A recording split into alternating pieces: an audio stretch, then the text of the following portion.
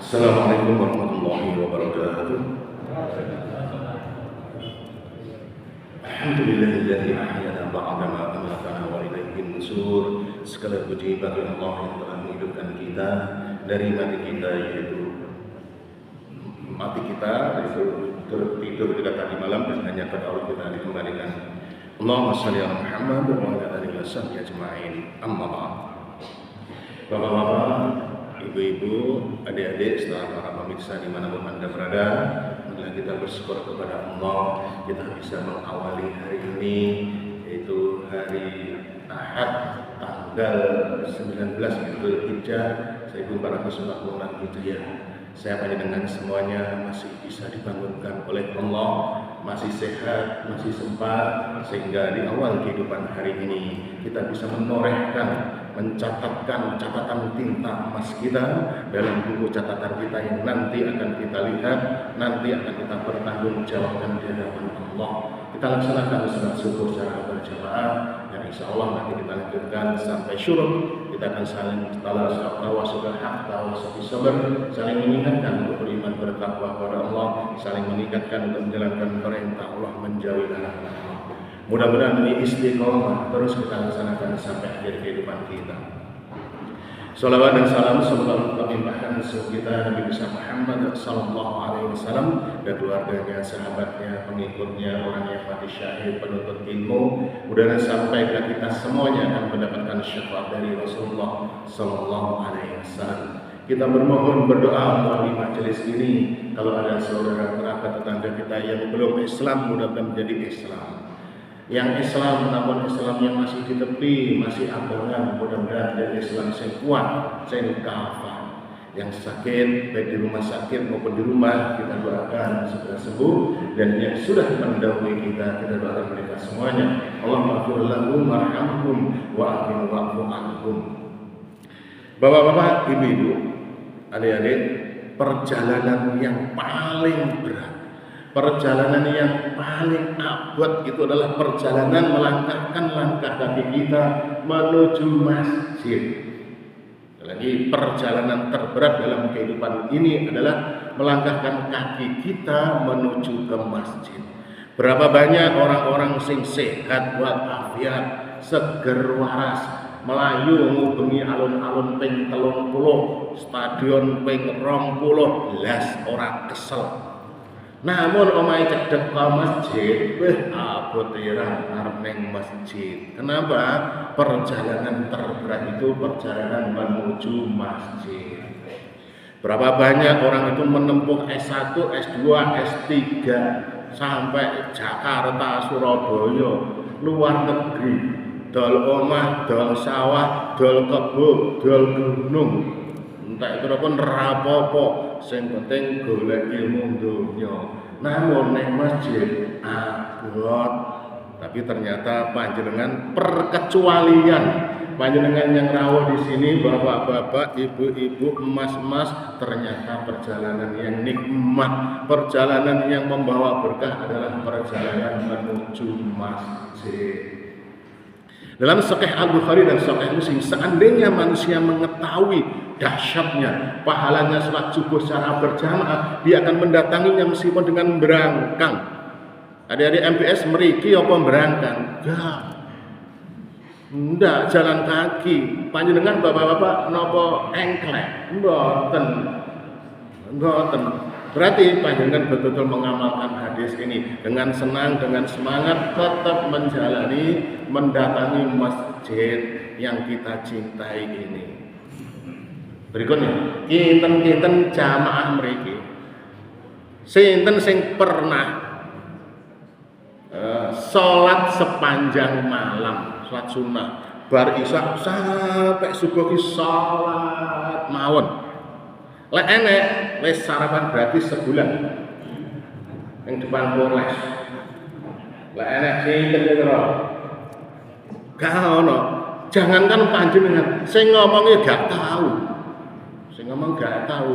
Bar isya terus sampai subuh salat terus ndak enek. Namun dalam Sahih Muslim dari sahabat Utsman bin Affan, kalau saya panjenengan semuanya salat subuh secara berjamaah di masjid ngeten niki, maka pahalanya seakan-akan sepanjang malam salat terus. Dahsyat nih. Kalau salat Isya berjamaah separuh malam. Jadi selamat pada panjenengan semuanya. Ternyata prolog kita panjenengan pun dahsyat semuanya, luar biasa semuanya. Harus kita lanjutkan. Ngapunten niki. Biasanya saya menyampaikan Ustaz top hebat-hebat. Lah niki kok tiada rotan, akar pun jadilah. Tidak ada Ustaz yang top, ya Ustaz yang dahsyat kemampuan. Ini hanya sekedar menggantikan saja. Padahal flyer saya di Keranjing itu nyebar. Saya kan setiap subuh itu di Masjid Keranjing, Al-Falah Keranjing Tamanan itu. Ya, akhirnya ya saya liburkan mendadak, ganti ke sini. Nggih, enggak apa-apa. Jadi ya sekedar menggantikan saja. Jangan nanti Bang yo maklum nanti kalau yang menggantikan itu tidak sedahsyat, tidak seluar biasa yang digantikan. Namanya juga akar. Baik Bapak-bapak, Ibu-ibu, sekarang yang lagi viral niki adalah jagong haji. Viral niki. Ini sampai mungkin nanti tanggal gelombang yang berikutnya tanggal 24 kondur, gelombang pertama sudah kondur, nanti 24 masih ada yang kondur lagi. Wah niki pokoknya yang viral sekarang niki jagong haji. Insya Allah tema kita hari ini adalah 19 ilmu tentang jagong haji. Di selama ini kalau kita sudah jagong haji tapi belum tahu ilmunya, maka mudah-mudahan dengan seperti ini kita semakin mantap jagong haji atau semakin meragukan lek jagong haji. Nanti kita lihat ilmunya. Ngapunten lek menyampaikan masalah haji panjenengan lebih paham, lebih ngerti. Panjenengan sudah haji, saya belum, jadi saya tidak berani membahas tentang hajinya itu. Tapi ilmunya yang terkait dengan jagong haji, seputar haji itu kita sharing sama-sama. Nanti sampai suruk. 1. Pahala haji yang mabrur. Nih panjenengan pun apal kabeh sampai ngelontok sak dalil-dalile. Wong ngapunten iki rada pelek iki tenggorokan rada sakit nih. Wis suarane elek gak rada pelek sakit akhirnya rada tambah elek. Mboten napa-napa. Wis, enggak apa-apa.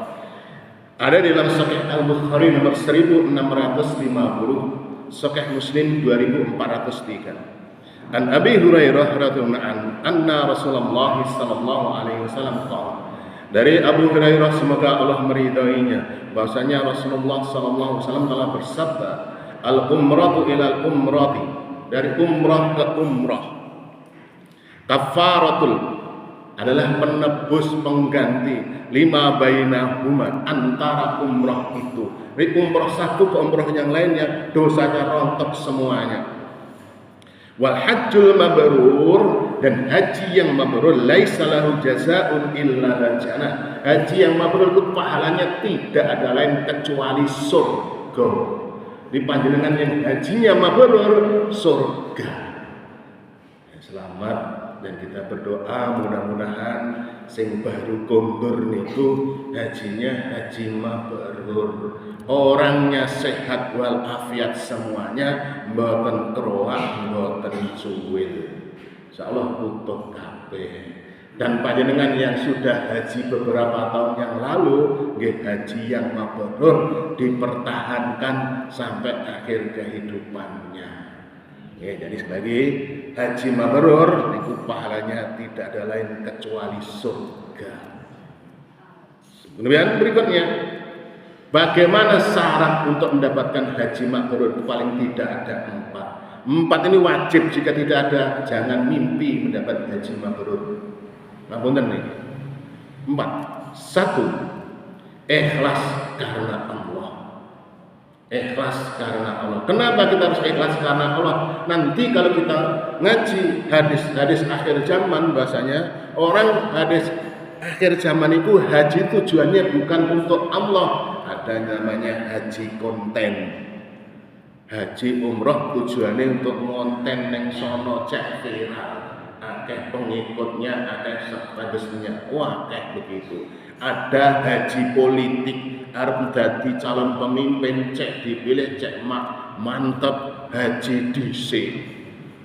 Haji bisnis, kesana tujuannya bisnis dan macam-macam lainnya. Yang pertama kali menjadi haji mabrur adalah harus ikhlas karena Allah. Allah berfirman di dalam Al-Quran surat Al-An'am 6 ayat 162. Qul inna salati wa nusuki wa mahyaya wa mamati lillahi rabbil alamin. Katakanlah sesungguhnya salatku, nusukku, penyembelihanku, ibadahku, semua bentuk ibadah di antaranya adalah haji hanyalah untuk Allah Tuhan semesta alam, bukan karena yang lainnya. Dalam Sahih Al-Bukhari 52 dan Sahih Muslim 3530 tentang niat. Makanya untuk belajar di Riyadhus Shalihin wonten di Arba'in Nawawi ada. Maksudnya ketika kita mau beribadah harus niatnya karena Allah. Kalau bukan karena Allah, dia hanya mendapatkan apa yang diniatkannya itu. Syarat pertama haji mabrur adalah ikhlas karena Allah. Nanti dikaji lagi ikhlas itu bagaimana cirinya, nanti terlalu panjang nanti. Dua, kalau kita ingin haji kita mabrur, maka biaya hajinya itu 100% harus halal. Ngapunten ini, 100% harus halal. Rasulullah SAW bersabda dalam hadis Imam At-Tabrani, apabila seseorang berangkat untuk menunaikan haji dengan harta yang halal, saat dia menginjakkan kakinya ke atas kendaraan, begitu kita naik mobil mau keluar rumah mau berangkat haji, maka ada penyeru dari langit, labbaik Allahumma labbaik. Maka ada itu dari langit, diterima hajimu dan engkau berbahagia.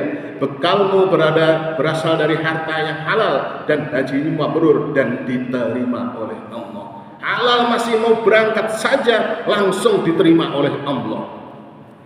Halal dan ikhlas karena Allah setas budal dereng sampai neng Mekah sono diterima oleh Allah. Dan apabila ia berangkat dengan harta yang haram, saat ia menginjakkan kakinya ke atas kendaraan ia menyeru labbaik Allahumma labbaik, maka ada yang menyeru dari langit, malaikat yang tidak diterima kedatanganmu dan engkau tidak mendapatkan kebahagiaan. Bekalmu berasal dari harta yang haram dan hajimu tidak mabrur. Baru budal tidak mabrur, tidak diterima oleh Allah kalau hartanya itu harta yang haram. Nah, kita harus tahu bagaimana harta haram itu. Kitabnya ada di kitab harta haram. Dibahas kupas tuntas harta haram. Tiga, nah ini panjenengan perlu paham nih, tidak berkata kotor, jorok dan lain sebagainya. Sahih Al-Bukhari 1424, Sahih Muslim 2404. Abu Hurairah radhiyallahu anhu qala sami'tu an-nabiy sallallahu alaihi wasallam yaqul. Abu Hurairah semoga Allah meridhoinya berkata, aku mendengar bahwasanya Nabi SAW mengatakan, man hajjalillah, barang siapa yang hajinya karena Allah, harus karena Allah, falam yarfus, dan tidak berkata yang sia-sia, jorok dan lain sebagainya. Banyak lebih paham nih dari falam yafsuk, dan tidak berbuat fasik, raja'a kayaumin walathu ummuhu, maka dia akan kembali seperti seorang anak yang baru dilahirkan ibunya, gak duwe dosa belas sama sekali kalau dia betul-betul ikhlas, hajinya halal dalam perbuatan-perbuatan yang melanggar aturan main haji. Yang keempat itu sesuai dengan syariat Islam. Biasanya kalau panjenengan berangkat itu pasti ada manasik haji. Nah, pasti sudah dipahami ini, pasti sudah dipahami. Ini keumuman dalilnya surat An-Nisa 4 ayat 80. Allah berfirman, may yuti'ir rasulah faqad ata Allah wa man tawalla fama arsalnaka 'alaihim hafidha. Barang siapa yang mentaati Rasul itu, mentaati Rasul itu yang mengikuti sunnahnya Rasul, sesungguhnya ia telah mentaati Allah. Dan barang siapa yang berpaling dari ketaatan itu, maka kami tidak mengutusmu untuk menjadi pemelihara bagi mereka. Dalam Sahih Muslim 3243 dan dalam Sahih Al-Bukhari, man amila amal laisa alaihi amruna fa huwa raddun. Barang siapa melakukan sebuah amalan yang tidak pernah kami contohkan, tidak pernah ada dalilnya, maka tertolak. Jadi semua urutannya, syariatnya banyak lebih paham harus diikuti. Kalau empat-empatnya ini kita dapatkan semuanya, insya Allah hajinya mabrur. Kemudian pripun tanda nilai haji mabrur niku? Apa tiba-tiba malah melawaku niki ngeleyang? Apa malah tambah lemu? Bagaimana? Ada tanda khusus dan tanda umum. Ini perhatikan ini. Kenapa? Kadang kita melihat ada orang berhaji niku malah ora tahu neng masjid pengajian setelah teratur mundur teratur. Kenapa? Allah pahalaku wis turah akeh. Aku jamaah ning Masjidil Haram satu kali 100.000 kali. Aku ning kono halah bolak-balik tak hitung-hitung puluhan juta kali. Iki sisaku urip ning gale iki lah 60 turah akeh. Kaken gitu. Kaken gitu. Akhirnya malah ora rajin. Kita lihat dalam Musnad Imam Ahmad. Niki An Jabir qala, dari Jabir berkata, qala Rasulullah sallallahu alaihi wasallam, telah bersabda Rasulullah sallallahu alaihi wasallam, hajjul mabrur laisa lahu jazaa'un illa jannah. Haji yang mabrur tidak lain pahalanya kecuali surga.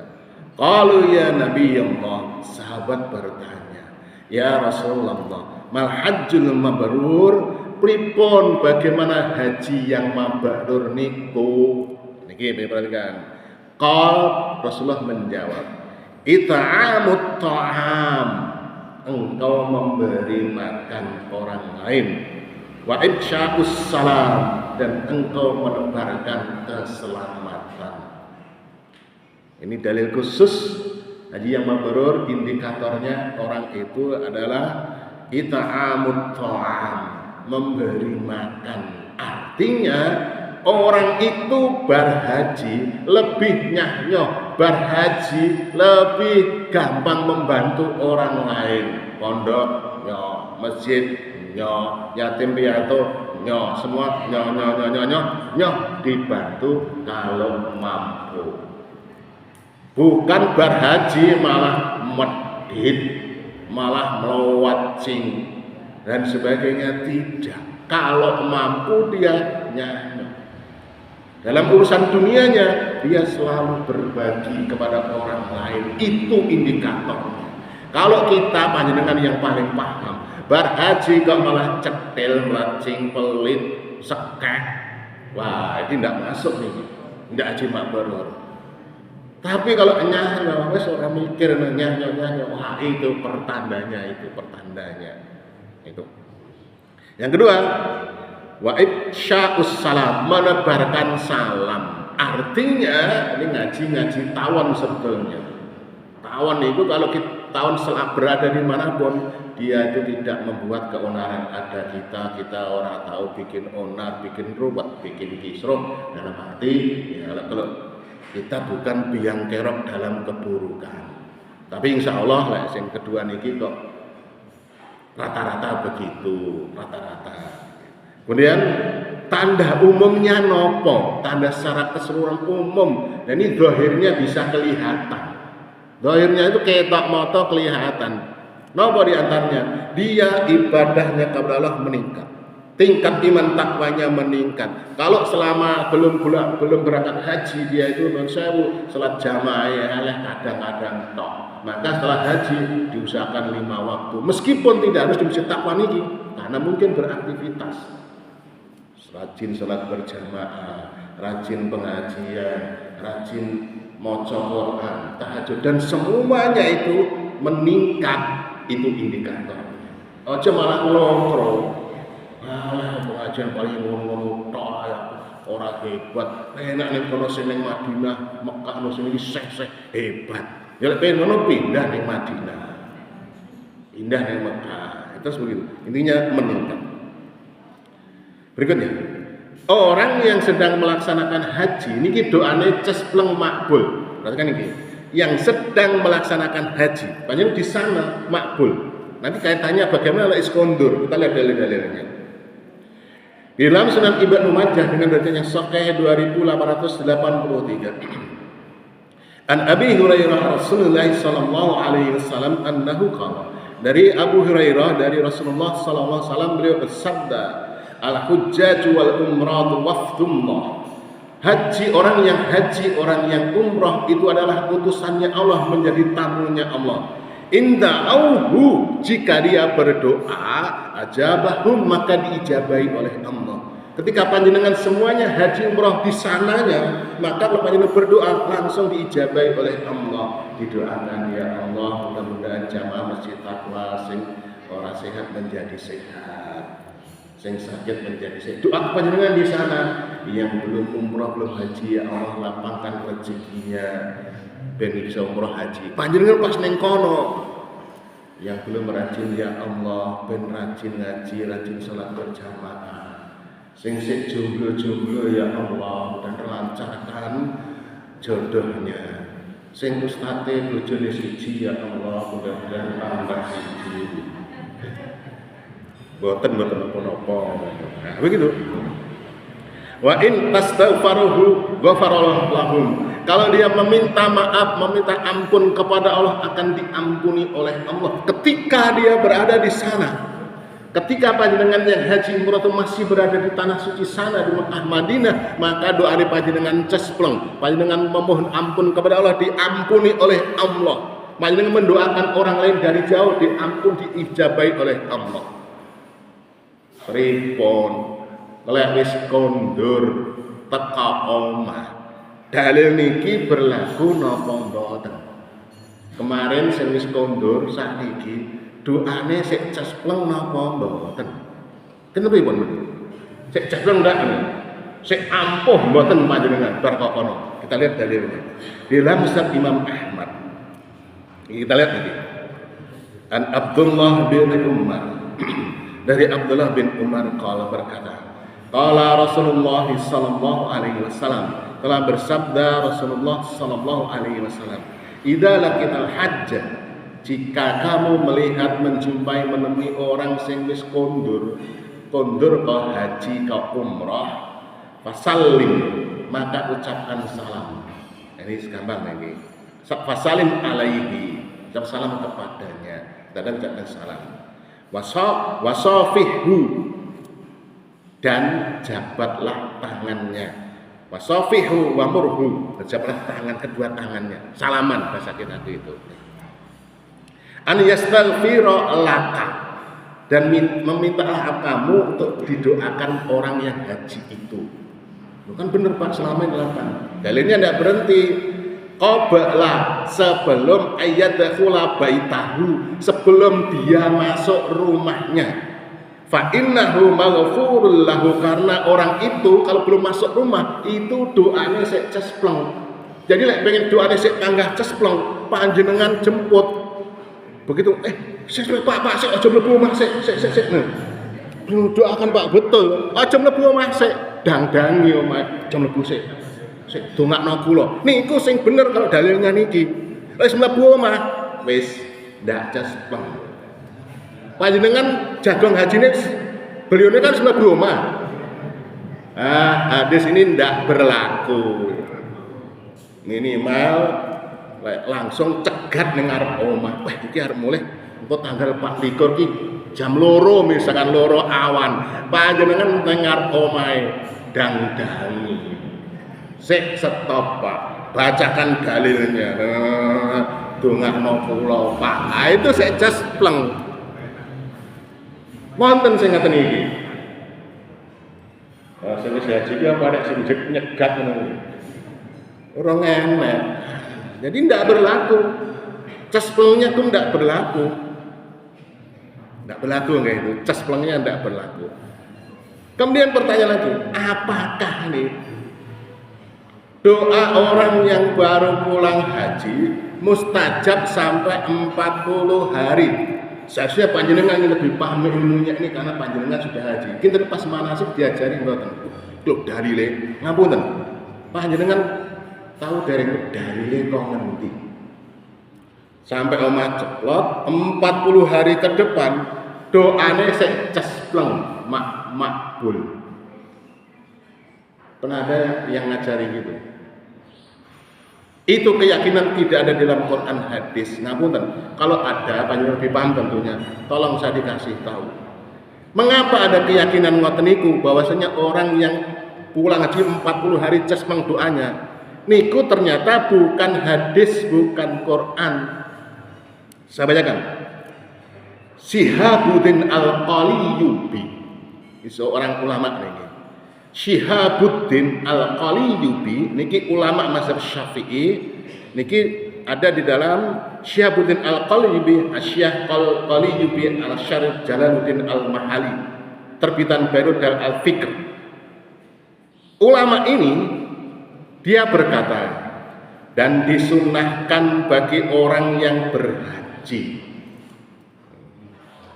untuk mendoakan orang dengan ampunan meskipun orang tersebut tidak meminta.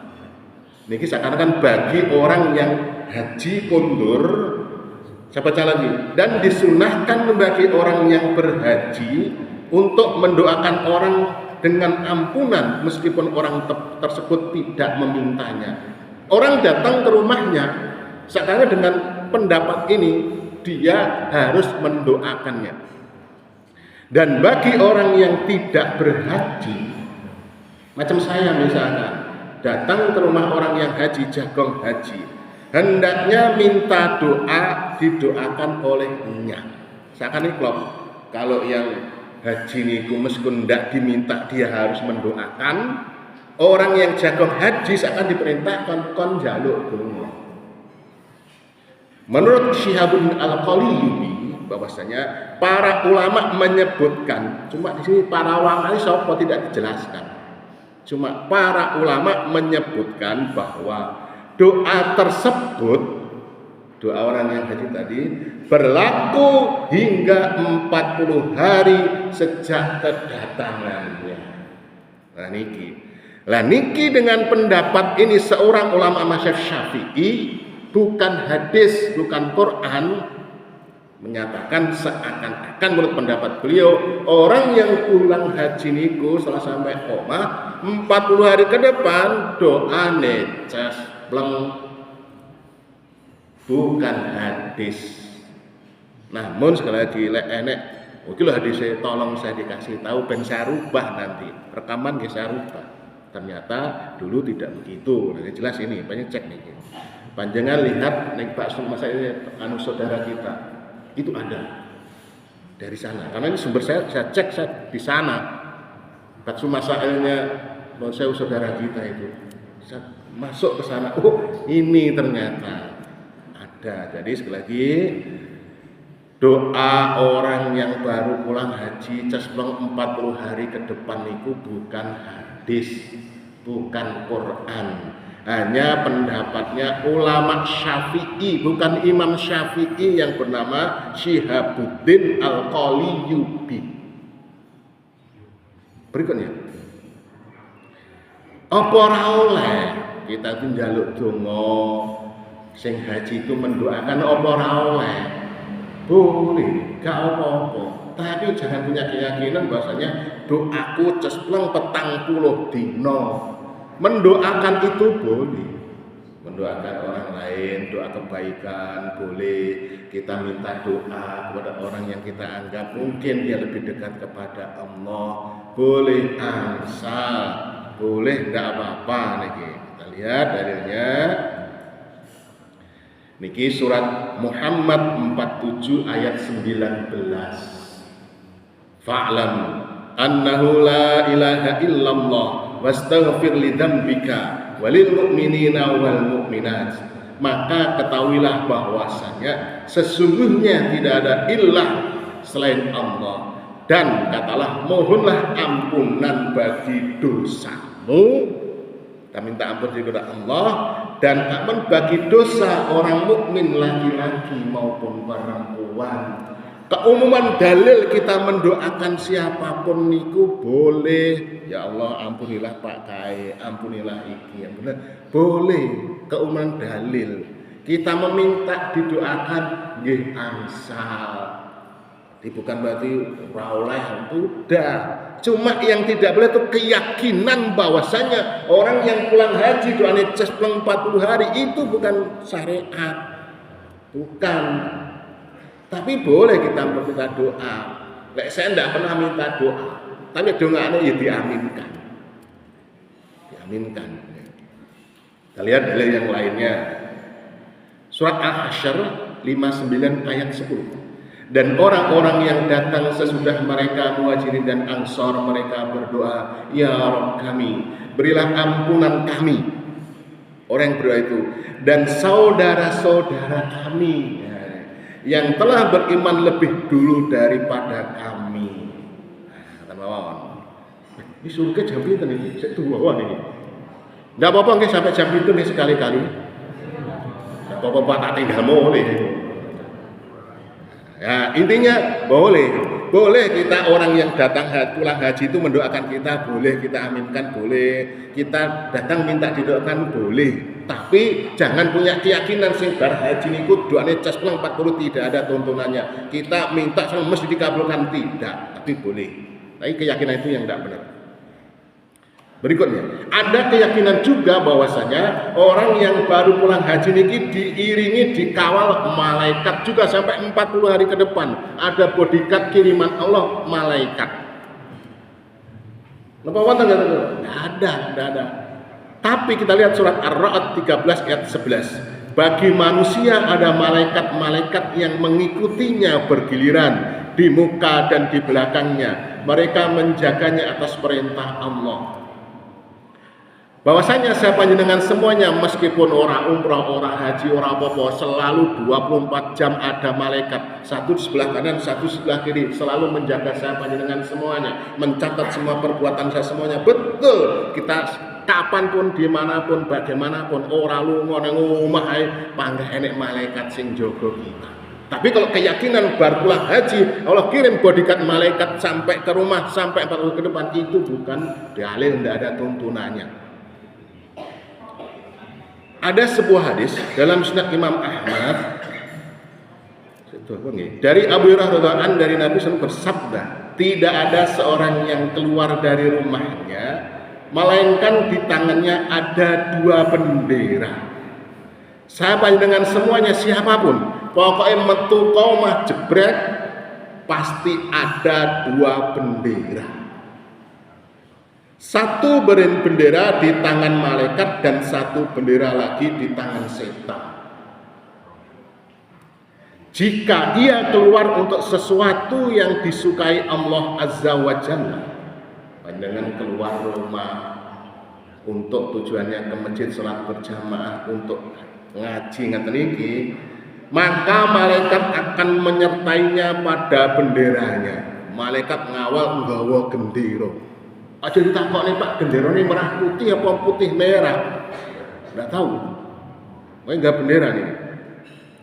Dan ia masih dibawa bendera malaikat hingga ia pulang ke rumahnya. Jadi panjenengan sekarang niki dikawal malaikat khusus dan malaikat itu membawa bendera. Loh, dong genderane wakeh lho. Karo ndak enak genderane ndak kelihatan. Ini gaib niki. Tapi ini benar, panjenengan tadi keluar dari rumah menuju masjid untuk ngaji untuk salat berjamaah dikawal malaikat dengan membawa bendera. Kemudian, namun jika ia keluar untuk sesuatu yang dibenci oleh Allah, metu omah arep ndelok dangdutan asolole. Misalnya begitu. Sesuatu yang dibenci oleh Allah, maka setan akan menyertainya pada benderanya. Maka sing ngawal metu niku bukan malaikat tapi setan. Dan ia masih berada di bendera setan hingga ia pulang ke rumahnya. Niki keumuman dalil bahwa siapapun orang yang keluar rumah niku ada malaikat yang menjaganya. Nah, dimasukkan ini bukan orang itu haji. Haji kan keluar rumah. Keluar rumah untuk yang baik kan enek malaikat sing ngawal. Betul, sampai pulang rumah masih betul. Tapi 40 hari ke depan sudah tidak ada lagi. Jadi anggapan, rumor atau kabar hoax bahasa kita sekarang, hoax yang bahwasanya orang haji itu dikawal 40 dikawal oleh malaikat selama 40 hari ke depan, itu tidak ada tuntunannya, dalilnya. Berikutnya, biasanya wong lek mulai haji, mulai umroh itu mesti bahasanya tuh ya walimah, mangan-mangan, pesta-pesta. Niku boleh napa mboten? Boleh. Gak apa-apa. Lek ngomong ora oleh itu mungkin ora diundang. Benda haji umroh ora tau diundang, ora oleh. Nyapur oleh. Aku ora tau diundang. Nah, lha salah niku. Niki kalau kita ngaji saya sudah menyampaikan upah jadi ini. Tentang bab walimah. Al-Hafidz Ibnu Hajar rahimahullah dalam kitab Fathul Bari syarah Sahih Bukhari beliau menyatakan bahwasanya banyak jenis-jenis walimah bla bla bla bla bla. Satu di antaranya adalah an-naqi'ah, yaitu walimah karena kepulangan seseorang dari bepergian. Panjenengan ke Surabaya 3 dina seminggu 10 hari kondur mengadakan syukuran walimah angsal. Panjenengan ke Kalimantan 2 minggu sebulan kondur walimah boleh. Panjenengan umroh haji teka omah mengadakan walimah syukuran angsal. Nah, ini namanya an-naqi'ah, walimah karena kepulangan seseorang dari bepergian. Pripun Pak aku neng kapak mik rong jam. Beda jam 7 jam 8 atau kapak jam 10 mulai duhur. Bar duhur syukuran walimah. Oleh napa mboten? Boleh, enggak apa-apa. Boleh saya diundang Pak Akor. Yemen nih Mas. Yemen nih. Syukuran walimah napa? Aku mari pengunjungan. Ngendangi anakku ning kunjungan walimah. Boleh. Tapi ra lumrah mungkin. Yang sing biasanya ya niki haji umroh boleh ndak apa-apa. Berikutnya ngapunten lagi nih Pak, kabeh sing ngono dibahas. Napa niku? Memberikan cendera mata oleh haji dari orang yang haji umroh itu kepada orang yang mendatanginya. Boleh napa angsal?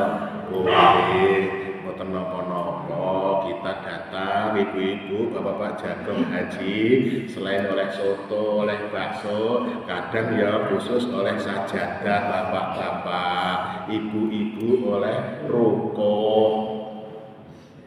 Enak merukuh larangan merukuh, sebabnya oleh cedera mata lah orang kita ngapur sebabnya apapun. Boleh buatan iku boleh. Keumuman dari Sahih Al-Bukhari 2396 dari Aisyah radhiyallahu anha adalah Rasulullah SAW menerima pemberian hadiah dan membalasnya. Dan di yang lainnya bahwasanya saling memberi hadiahlah kalian, niscaya akan saling mencintai, saling memberi hadiah. Ya kita mari lunga oleh jajan ya ditung tanggane siji loro ora keteng nek loro telung itil ora apa-apa dikasih.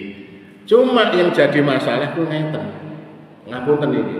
Karena biaya hajine ngepres, ya memang rezeki ekonomine ngepres, di total ternyata nanti memberikan hadiah souvenir karo syukuran tu biayane padha karo haji, akhirnya wis ra sida budal.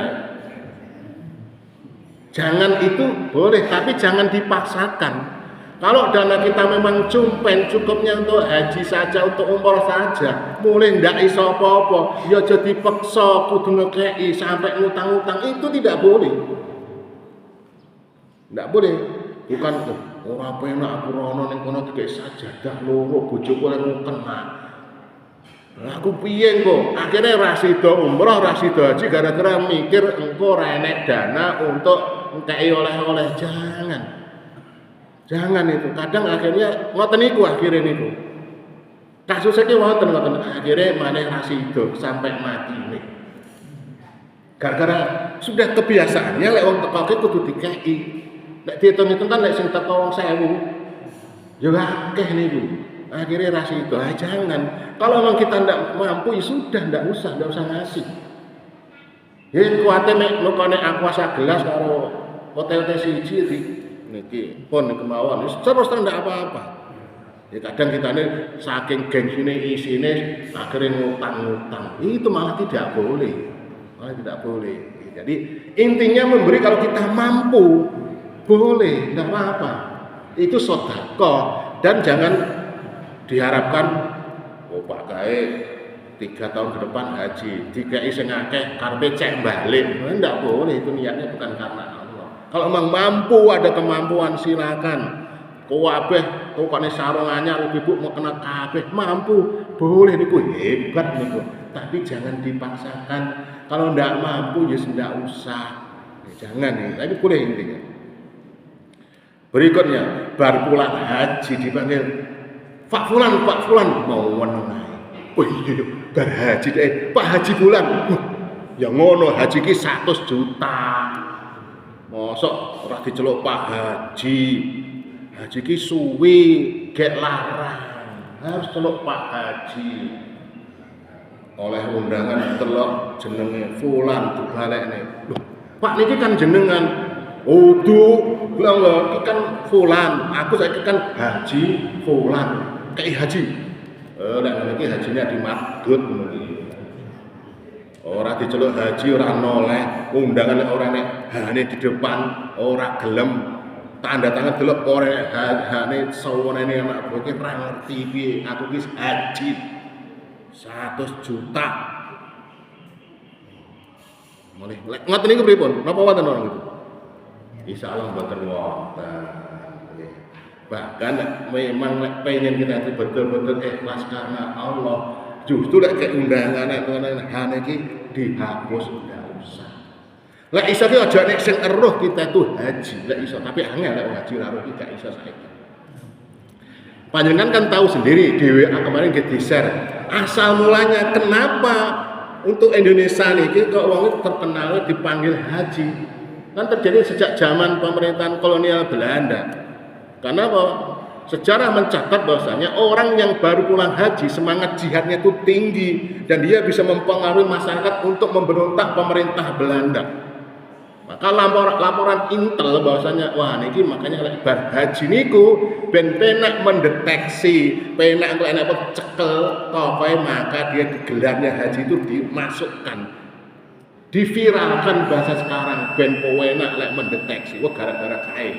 Itu viralnya gara disebut haji begitu. Ya. Jangan orang disebut haji melengos jangan. Tapi insyaallah lek jamaah kita tidak. Berikutnya, lek neng galek niki gak umum lek neng galek niki. Niki lek neng Kalimantan khususnya Bontang, niki sangat umum sekali. Orang yang pulang haji depan rumahnya ini dipasang gapuro. Ahlan wa sahlan fi. Mudah-mudahan ya selamat datang dari kota suci Mekah, haji bla bla bla, hajah bla bla bla. Di depan rumahnya itu mungkin seminggu sebelumnya wis dipasang. Wis dikai hiasan macam-macam, dikai lampu kelap-kelip. Jadi uang sing kabar haji. Setelah itu nanti di dalam rumahnya juga wonten di ruangan khusus wonten tulisi banner gede, selamat datang dari dikai hiasan. Kok di dekor macam-manten ngoten niku. Panjenengan punya saudara Kalimantan, panjenengan perhatikan begitu. Rata-rata begitu, rata-rata hampir bisa dipastikan seperti itu. Tapi orang tinggalnya orang, ya itu yang benar tinggalkan saja. Tinggalkan saja. Engkau ke arro, aku saji. Jangan begitu, jangan.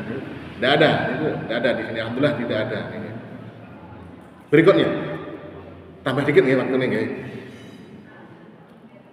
Bagi orang yang jagong haji, panjenengan saya panjenengan arep jagong haji satu, hukum berkunjung mendatangi itu hukum asalnya mubah, boleh.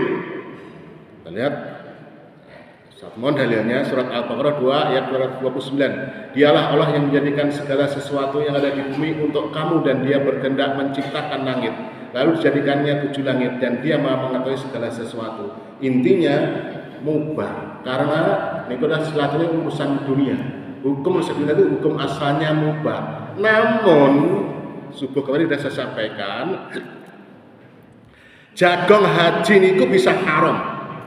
Ingat, hukum asalnya mubah boleh tapi bisa haram. Bukan haram, oke? Bisa menjadi haram bila panjenengan jagung haji tapi malah melalaikan kewajiban baik kepada Allah maupun kepada manusia. Misalkan waktune jam kerja panjenengan bolos. Waktune jam kerja, misalkan jam kerja kan jam 7 sampai jam 4, bolos ora izin bose, belunus mawon jagung haji. Jagung hajinya itu hukum asalnya mubah, tapi menjadi haram karena panjenengan itu meninggalkan kewajiban panjenengan kepada manusia. Tidak boleh haram hukumnya.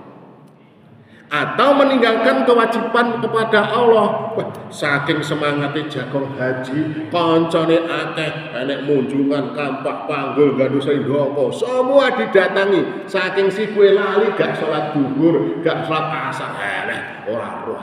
Haram itu jagung hajinya. Kenapa? Panjenengan meninggalkan kewajiban sholat. Bukan haram jagungnya, nggih. Hukum asalnya boleh.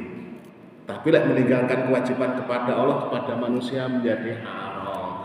Atau ibu-ibu sing paling semangat, ibu-ibu jagung haji ki seorang dekuasa. Jagung haji akhirnya anak era diopeni urung didulang, urung didusi. Wayan jemput jam 11, jam 10 lali ra dijemput. Akhirnya anaknya keleleran, bojone mulih gak ana sing dipuangan, ditelepon dipateni. Nah, itu menjadi jagung hajinya haram karena meninggalkan kewajibannya, kewajiban kepada suami. Tapi lek iso melawanting kabeh, anake wis ditusi kabeh, dijak kabeh, bojone dhisik Mas aku izin yo aku engko jagung haji 2 dina belek, wis tak siapi kalau menune ning kono kok enek kopi gawe ngecempe, aku izin Mas yo izin karo njaluk sangune, nggih urunan. Ya wis gak apa-apa, Dik. Halal ndak apa-apa. Tapi ora lapor bojone, ora izin, bojone mulih buka tutup ora enek panganan ditulis maaf Mas aku jagung haji nggae kopi tulis Mas nggae dhewe kopine ning kono gulane kono ceklek dhewe mosok gak iso nemen Mas ngono itu menjadi haram jagung hajine. Ibu pun apa ngoten? Mboten. Mboten.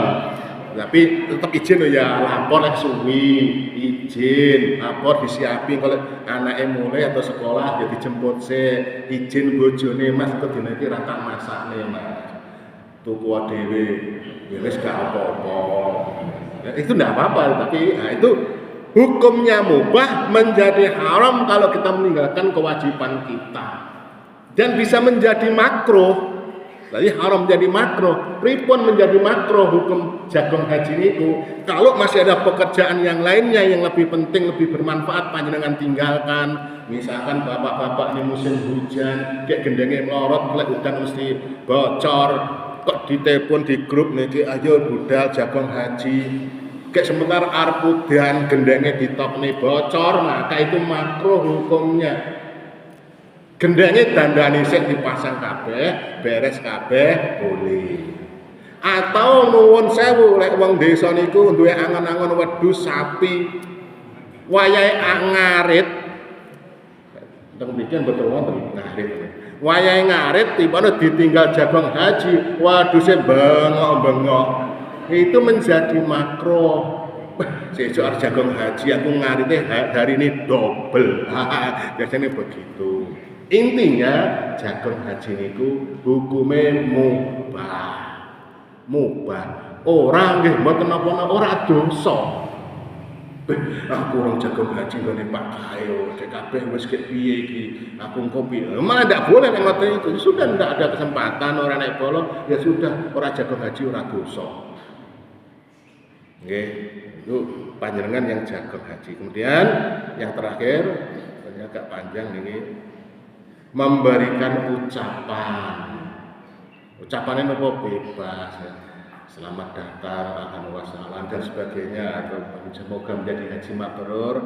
Niku bagaimana Ibnu Battah dalam kitabnya Al-Ibanah menukil adanya kesepakatan para ulama tentang bolehnya memberikan ucapan selamat pada momentum bahagia. Jadi adalah momentum bahagia, misalkan walimah, ya pokoknya yang bahagia, termasuk pulang haji itu mesti bahagia. Beliau berkata, para sahabat senantiasa memberikan ucapan selamat sebagian kepada sebagian yang lainnya ketika haji, umroh dan yang lain sebagainya. Di antara ucapan itulah taqabbalallahu minna wa minkum. Boleh, semoga Allah menerima ibadahmu, ibadah hajimu, semoga menjadi haji yang mabrur. Boleh niku mengucapkan itu boleh. Ya, tidak apa-apa mengucapkan yang terakhir. Satu lagi poin ini, pripun kalau memberikan ucapan selamat haji dengan karangan bunga. Selamat, intinya pakai karangan bunga lah. Pripun tidak ada tuntunannya, itu terlalu mubadir. Tidak usah, selamatnya langsung mawon.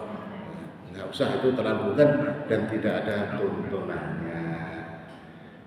Tapi ada beberapa poin yang lain tentang jabat tangan, menikmati hidangan, minum air zam-zam dan lain sebagainya. Tapi soal itu gampang.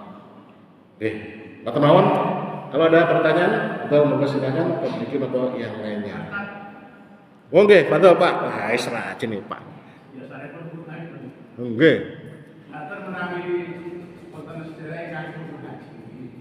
Oke. Menika betepan salam-salaman.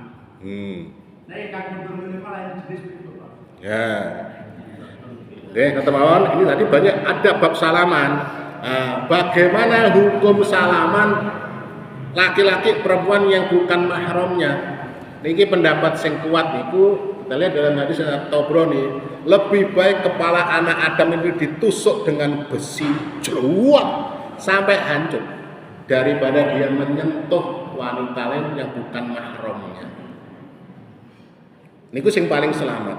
Meskipun Syafi'iyah berpendapat bahwanya boleh salaman laki perempuan yang bukan mahramnya, saya dengan ibu-ibu niku dengan dua syarat. Satu, terbebas dari syahwat. Nah, ini angel nih. Apa wonten alat mendeteksi? Titit, ini tekanan tinggi, nggak boleh. Nggak bunyi, nggak boleh. Nggak ada, angel nih. Yang kedua, harus ada lapisan antara orang yang salaman itu. Misalkan pakai kaos tangan. Lek masalah syahwat itu gak ketok, Pak. Gak ketok. Tapi minimal berarti bapak-bapak ibu-ibu pakai kaos tangan. Niki Syafi'iyah. Nah, kita jamaah kita insya Allah tidak salaman untuk laki dan perempuan. Tapi kalau misalnya laki-laki sama laki-laki cekel disengok-sengok angsal boleh. Kan rata-rata mesti begitu barajine iku. Biasanya salaman itu biasa nih bodoh, salaman biasa, baraji mesti dirangkul. Cek brewek itu diatur ora apa-apa. Itu tentang hukum salaman. Ya sing selamat iku ya kita insyaallah jamaah yang ngaji ibu-ibu nanti lek ngucap selamat karo selamat Pak ngoten mawon. Termasuk bapak-bapak karo selamat Bu ngoten mawon. Aja kesempatan aku ora tau nyekel Pak kae tangane kae kesempatan lek haji mesti ngene ndak boleh. Ndak boleh. Jadi tentang hukum salaman antar laki-laki dan perempuan yang bukan mahramnya. Tapi lek mbake kandung macam kula diambungi gak apa-apa, mbake kandung kula mesti diambungi karo mbak kula. Boten terus diambungi. Gak apa-apa mbake kandung, tapi orang lain. Pripun lek panjenengan bijak salaman ngapunten atau jauh baris langsung lek dengan yang bukan mahramnya. Itu sing paling selamat. Yang lain? Padha ngantuk kabeh ya, Jan. Selamat malam, bapak-bapak, ibu-ibu, adik-adik, para pemirsa dimanapun Anda berada. Sekali lagi ini hanya sekedar ya sharing-sharing saja. Kalau yang saya sampaikan itu sesuai Al-Quran dan hadis, benar, ikuti, silakan. Jadi panjenengan bukan mengikuti saya, tapi mengikuti Al-Quran hadisnya. Namun yang saya sampaikan itu salah, menyimpang, ngawur saja, jangan ikuti kata saya. Jangan dengarkan kata saya, buang jauh-jauh kata-kata saya, ikuti yang dari Al-Quran, yang ikuti dari hadis. Jadi bukan kata penyampainya. Kalau mengikuti, berarti kita mengikuti Al-Quran dan hadis. Mudah-mudahan bermanfaat. Kurang lebihnya mohon maaf. Fa'utasul fir'ar. Subhanakallahumma wa bihamdika asyhadu an la ilaha illa anta astaghfiruka wa atubu ilaik. Assalamualaikum warahmatullahi wabarakatuh.